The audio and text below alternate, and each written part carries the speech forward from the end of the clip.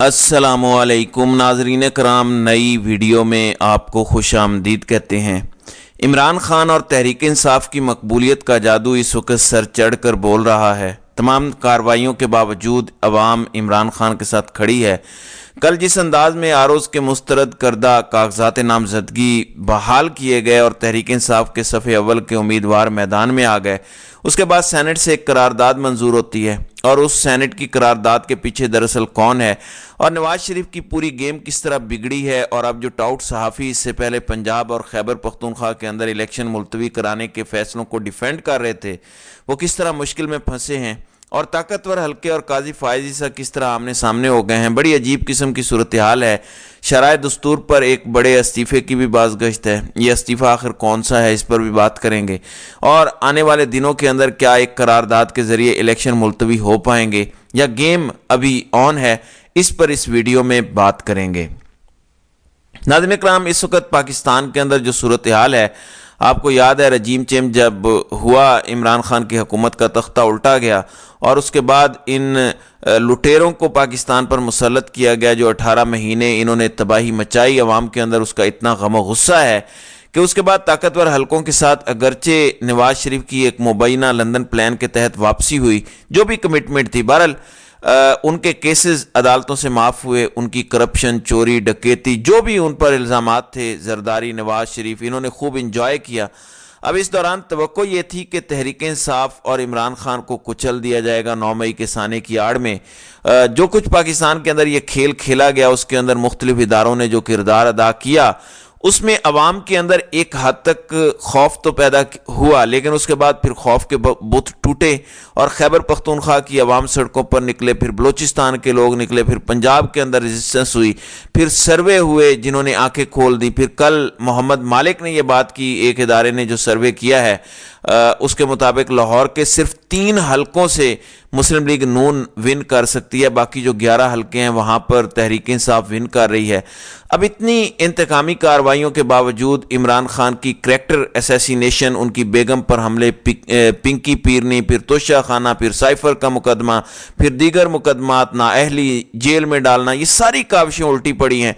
हत्ता कि हाजरा खान की गंदी किताब, ये सारी जो करैक्टर असैसिनेशन की गई, उसमें टाउट सहाफ़ियों ने बड़ा साथ दिया। नून लीग के कुछ लोग हैं सहाफ़त के अंदर, कुछ पीपल्स पार्टी के हैं, कुछ इदारों के बयानिए पे चलते हैं।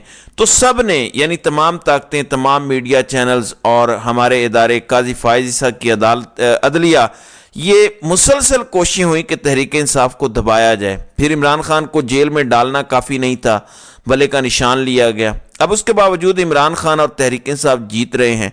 अब इन हालात के अंदर खदशा ये है, अंसार अब्बासी, सुहेल वड़ैच, जावेद चौधरी, इनके ज़रिए बहुत कुछ कहा गया, फिर जो कुछ कामरान खान कह रहे हैं, इन सब को कनेक्ट करने से पूरी कहानी समझ आएगी कि इमरान खान और तहरीक इंसाफ को जो मलिया मेट करने का एजेंडा था वो कामयाब नहीं हुआ। अब ये कहानी है, नवाज शरीफ और जरदारी को दोबारा पाकिस्तान पर मुसल्लत करना है, लेकिन 18 महीने जो ये हुकूमत रही, जो महंगाई हुई, जो हालात हुए, उसके तनाजुर में अवाम में इनके लिए एक नफ़रत है।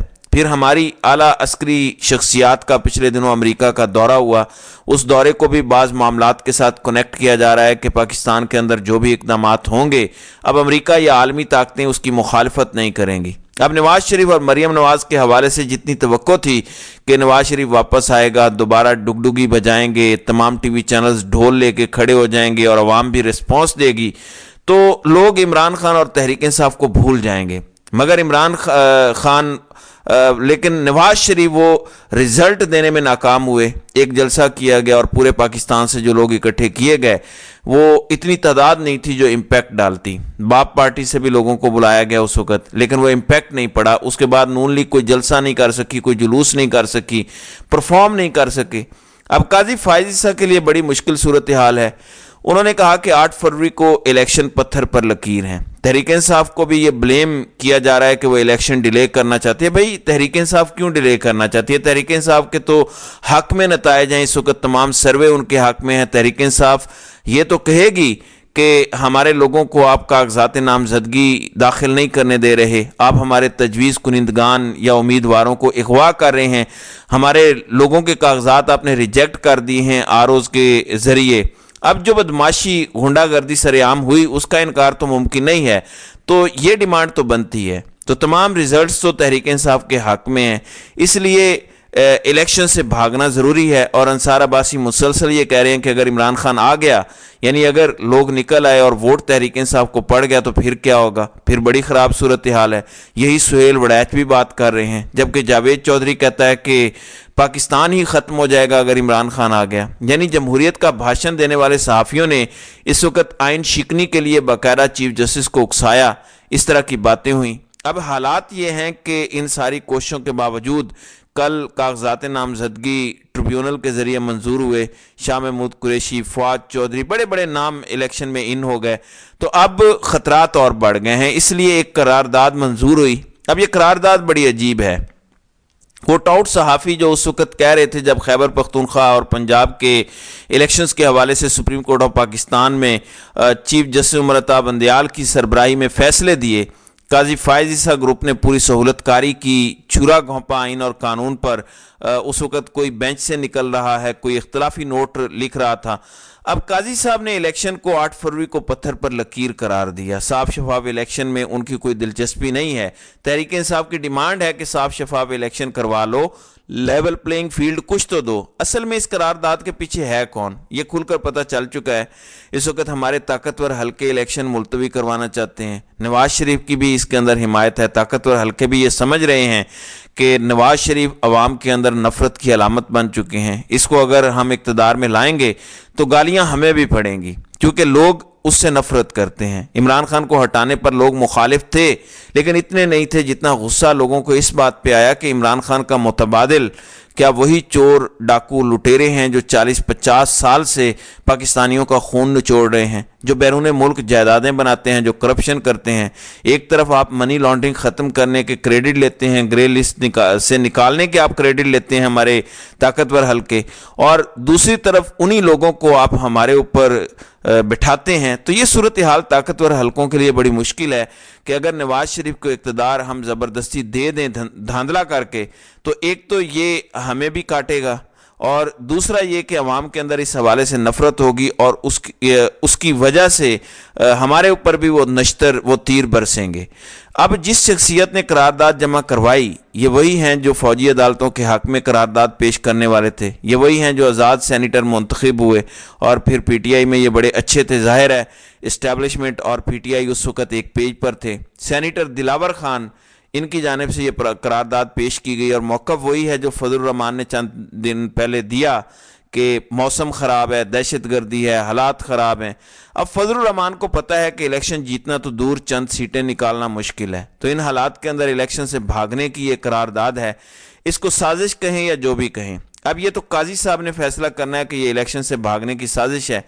اب چونکہ پارلیمنٹ مقدم ہے تو یہ قاضی صاحب کے لیے بڑی مشکل صورتحال ہے۔ ایک طرف طاقتور حلقے ہیں، دوسری طرف پارلیمنٹ ہے جس کی توقیر پر قاضی صاحب لیکچر دیتے رہے، جبکہ مولانا فضل الرحمان اور محسن داوڑ پر حملے ہوئے۔ قرارداد میں کہا گیا کہ احمد ولی خان اور دیگر سیاسی جماعتوں پر بھی تھریٹس ہیں۔ الیکشن کے انعقاد کے لیے سازگار ماحول فراہم کیا جانا چاہیے۔ محکمہ صحت ایک بار پھر کرونا کے پھیلنے کا اندیہ دے رہا ہے۔ ان کا کہنا ہے کہ الیکشن مہم کو چلانے کے لیے مساوی حق دیا جائے، یعنی مساوی حق تو تحریک انصاف کو نہیں مل رہا، مگر ان کی کوئی بات نہیں کر رہا۔ الیکشن کمیشن 8 فروری کا الیکشن شیڈیول معطل کرے، قرارداد دوبارہ 2 بار منظور کی گئی۔ بہت سے لوگوں کی خواہش ہے، کسی کی خواہش پر ملک میں الیکشن نہیں ہوتے بلکہ آئین اور قانون کے مطابق الیکشن ہوتے ہیں۔ اب یہ قرارداد ہے، اب اس پر شاہ زیب خانزادہ اور حامد میر نے تبصرہ کیا ہے۔ وہ کہتے ہیں کہ حامد میر کہتے ہیں کہ قرارداد منظور ہونے سے کچھ دیر پہلے میں وہاں موجود تھا، کسی کو بھی اس حوالے سے نہیں پتا تھا کہ اس قسم کی کوئی قرارداد آنے والی ہے۔ قرارداد کی حمایت کرنے والے سارے سینیٹرز کہہ رہے تھے کہ سینٹ الیکشن ملتوی نہیں ہونے چاہیے، لیکن سینیٹر عفنان اللہ کہہ رہے تھے کہ مجھے لگ رہا ہے کہ کوئی سازش ہونے والی ہے۔ حامد میر نے بتایا کہ پرنس عمر بتا رہے تھے کہ ان کے کاغذات منظور ہو گئے اور وہ الیکشن کی تیاری کر رہے ہیں۔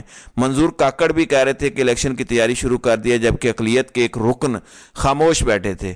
لیکن پھر اچانک چیئرمین سینٹ اوپر چلے گئے اور آنن فانن قرارداد پیش ہوئی اور اس میں صرف 14 لوگ تھے، جن میں سے 12 نے قرارداد کی حمایت کی، جبکہ عفنان اللہ نے قرارداد کی مخالفت کی۔ جن سینیٹرز نے قرارداد کی حمایت کی ان کا تعلق فاٹا اور بلوچستان سے ہے، اور یہ تمام سینیٹرز چھوٹی سیاسی جماعتوں سے تعلق رکھتے ہیں۔ جن لوگوں نے سینیٹر سے قرارداد منظور کروائی وہ اپنے لیے مسائل پیدا کر رہے ہیں۔ جنہوں نے بھی یہ قرارداد منظور کروائی اصل میں انہوں نے ایک سازش کی ہے، اور انہوں نے چیف جسٹس کے کان میں یہ بات ڈال دی ہے کہ آپ کے الفاظ پتھر پر لکیر نہیں ہیں۔ اگر الیکشن وقت پر نہ ہوئے تو پھر کون چیف جسٹس کے احکامات کو تسلیم کرے گا؟ جبکہ شاہ زیب خانزادہ کہتے ہیں کہ الیکشن ملتوی کرانے کی قرارداد اصل میں الیکشن ملتوی کرانے کی کسی کی خواہش اور سازش ہے، جس کی کوئی آئینی اور قانونی حیثیت نہیں ہے۔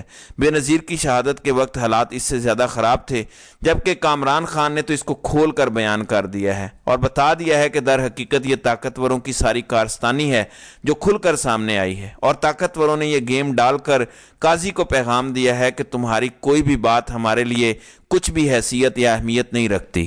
تو ناظرین کرام، آپ کی اس ویڈیو کے حوالے سے کیا رائے ہے؟ آپ اپنی رائے کا اظہار کامنٹ سیکشن میں ضرور کیجیے گا۔